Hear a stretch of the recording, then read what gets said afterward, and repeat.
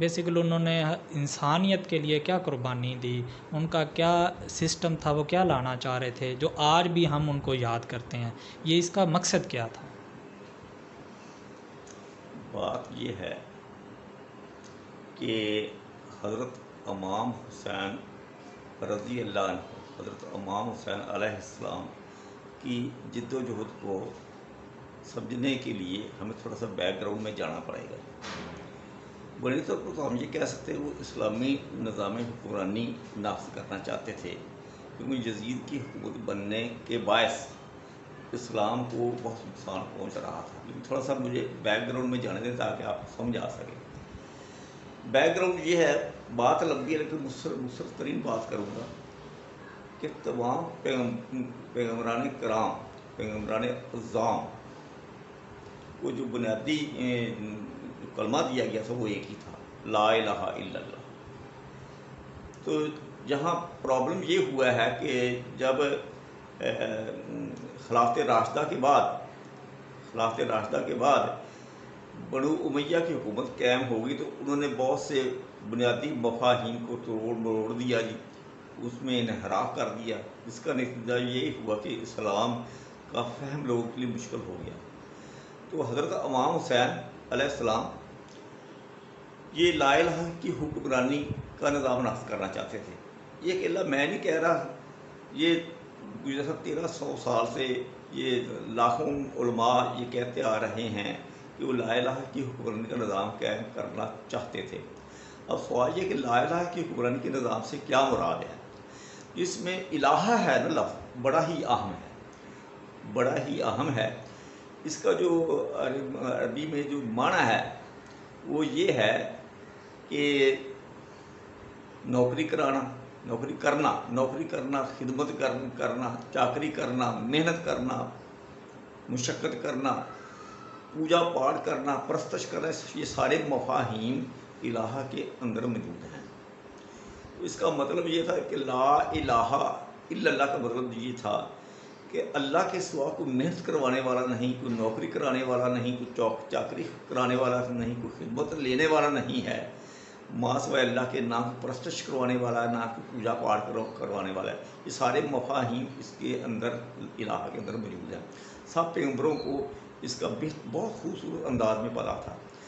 حضور پاک صلی اللہ علیہ وآلہ وسلم نے جو ہمارے آخری پیغمبر اسلام ہیں وہ بھی یہی نظام نافذ کرنا چاہ رہے تھے۔ تو آپ نے کافی حد تک وہ چیزیں جو اپنی زندگی میں وہ نافذ کر دی تھیں، اس چیزیں ان کے جو جانشین ہوئے چاروں خلفائے راشدین، انہوں نے اپنے اپنے وقت میں ان چیزوں کو نافذ کیا۔ حضرت عمر رضی اللہ عنہ کے دور میں اسلامی نظام حکومت کافی حد تک مستحکم ہو گیا تھا، وہ اس قدر طاقتور تھے کہ کوئی کام وہ کر پائے۔ تو میں اکثر کہا کرتا ہوں وہ نظام جس کی بنیادیں نبی پاک صلی اللہ علیہ وآلہ وسلم نے ڈالی تھی، وہ حضرت ابوبکر صدیق رضی اللہ عنہ کے زمانے میں سے گزرتا ہوا حضرت عمر رضی اللہ عنہ کے عہد میں اپنے معراج کو پہنچا۔ تو حضرت عمر رضی اللہ عنہ نے، ہم سب جانتے ہیں کہ بہت سے بے شمار بڑے قابل قدر، قابل ستائش اور شاندار کام سر انجام دیے۔ کئی کاموں میں انہوں نے ریفائنمنٹ کی، کئی کام انہوں نے آغاز کیا۔ تو ان میں ایک بڑا اہم کام جو کیا وہ یہ تھا کہ آپ نے جاگیرداری نظام کو توڑا اور وہ خلافت راشدہ کے اختتام تک توڑا جاتا رہا۔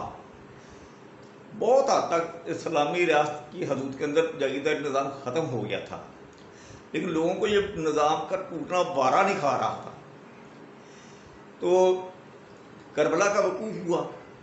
کربلا کا جو وقوع تھا وہ بھی اسی لیے یعنی وہ ہوا ہے، حضرت امام حسین دیکھ رہے تھے اپنی آنکھوں سے یہ یزید جو نظام لا رہا ہے یہ دو بڑے نقصانات کر رہا ہے۔ آپ کی جدوجہد کے دو بڑے اہداف کہے جا سکتے ہیں۔ ایک تو یہ کہ نظام مملکت یا نظام حکومت وہ دنیا دارانہ ہوتا جا رہا تھا، اس رنگ میں نہیں تھا جو حضور پاک صلی اللہ علیہ وآلہ وسلم اور خلفائے راشدین کے زمانے میں پایا جاتا تھا۔ نظام حکومت انتخابی سے وہ اب موروثی ہو گیا تھا۔ ایک تو یہ تھا کہ نظام حکومت تبدیل ہو رہا تھا، ایک اور بڑی بات جو ہو رہی تھی وہ یہ ہے کہ نظام معیشت بھی تبدیل ہو رہا تھا۔ حضور پاک صلی اللہ علیہ وآلہ وسلم اور آپ کے خلفائے راشدین اور آپ کے خلفاء اور آپ کے پاک باز صحابہ نے مل کر اس نظام کو توڑا، جاگیردار نظام کو، لیکن یہ یزید نے اس کو دوبارہ بحال کرنا شروع کر دیا۔ یزید سے لے کر حضرت عمر بن عبدالعزیز کے زمانے تک یہ جاگیرداریاں جاری ہوتی رہیں۔ وہ نظام جو توڑا تھا وہ بحال ہونا شروع ہو گیا۔ بحال ہوتا ہوتا جب حضرت عمر بن عبدالعزیز کا نظام آیا، کا زمانہ آیا، انہوں نے جاگیرداریاں پھر توڑ دیں، اسی کے نتیجے میں آپ کو حضرت عمر بن عبدالعزیز کو شہید بھی کر دیا گیا۔ اب تقریباً یہ سمجھے 1300 سال ہو گئے ہیں کہ چراغوں میں روشنی نہ رہی۔ اس وقت سے لے کر اب تک کسی عالم نے، یہ ہر سال محرم الحرام منایا جاتا ہے۔ نظام حکومت کی عمومی تبدیلی کی تو بات کرتے ہیں کہ یزید یہ کر رہا تھا، یزید یہ کر رہا تھا، لیکن یا تو ان علماء کرام کو، خواہ وہ شیعہ علماء کرام ہیں یا وہ سنی علماء کرام ہیں، یا تو ان کو پتہ نہیں ہے یا جان بوجھ کر معاملے کو گول کر جاتے ہیں، کیونکہ نظام کے ساتھ ٹکر کوئی بھی لیتا، کوئی بھی امام حسین ہوتا ہے، ٹھیک ہے جی۔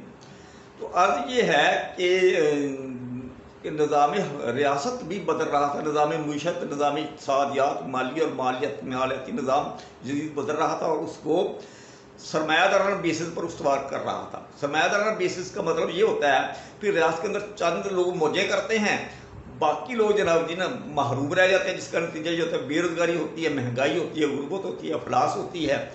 تو یہ پھر طبقاتی نظام پیدا ہونا شروع ہو جاتا ہے۔ اس تمام اسلام، یعنی حضرت آدم علیہ السلام سے لے کر نبی پاک صلی اللہ علیہ وآلہ وسلم تک کے تمام اسلام امتاً وحدتاً پیدا کرنے کی کوشش کرتے رہے ہیں دنیا کے اندر۔ تو یہ طبقاتی نظام پیدا ہونا شروع ہو گیا تھا جو اب تک موجود ہے۔ تو حضرت امام حسین کی جد و جہد میں نے ابھی پھر دوہرا دوں کہ یہی تھی کہ وہ یزید کو یہ کرنے نہیں دینا چاہتے تھے کہ جاگیرداریاں، یعنی کہ وہ بحال نہیں کرنے دینا چاہتے تھے، اور وہ جو نظام حکومت دنیا دارانہ بیسس پر استوار ہونا شروع ہو گیا تھا، اس کی راہ میں وہ رکاوٹ بنے تھے۔ تو ہمیں یہی اس چیز کو پروپوگیٹ کرنا چاہیے تھا۔ اگر ہم یہ کرتے کہ یہ انتخابی نظام حکومت پر ہم 1300 سال تک ہم نے بادشاہتوں کو قبول کیے رکھا ہے، اب تک بادشاہی نظام کو ہمارے مسلمانوں میں پذیرائی حاصل ہے، جمہوری مزاج بن ہی نہیں سکا ہے۔ تو یہی ہے حضرت امام حسین کی جد و جہد کے بڑے اہداف کہ نظام حکومت کی تبدیلی ہو رہی تھی، حکمران اور بیوروکریسی اور ان کے مشیر دنیا دارانہ نظام اپناتے جا رہے تھے، اور دوسرا نظام معیشت تبدیل ہو رہا تھا، اور وہ تبدیل ہوتے ہوتے بنو امیہ کے دور میں پھر نا وہ جناب جاگیردارانہ اور سرمایہ دارانہ نظام پیدا ہو گیا۔ یہی تھی آپ کی بڑی جد و جہد۔ اگر کوئی صاحب اس پر مزید کوئی مجھے معلومات فراہم کرنا چاہے، ضروری نہیں ہے کہ میں نے ہر بات کا احاطہ کیا ہو، بڑی مختصر سے میں نے چونکہ بات کی ہے، تو یہی بات ہے کہ وہ لا الہ کی حکمرانی کو ری اسٹیبلش کرنا چاہتے تھے، جو یزید نے آ کر ختم کر دی تھی کہ اللہ کے سوا کوئی محنت کروانے والا نہیں، کوئی جاگیردار، کوئی سرمایہ دار لوگوں کو اپنے پاس ہائر نہیں کر سکتا۔ جب وہ ہائر کرے گا، جب ان سے کام لے گا تو ان کو کم معاوضہ دے گا، اور ان کی یعنی کہ ان کی محنت کو لوٹے گا، کیونکہ اسلام میں تو سیدھا کہہ دیا گیا ہے لیس علی الانسان الا ما سعی، ہر کے لیے اتنا جس کی اس نے کوشش کی۔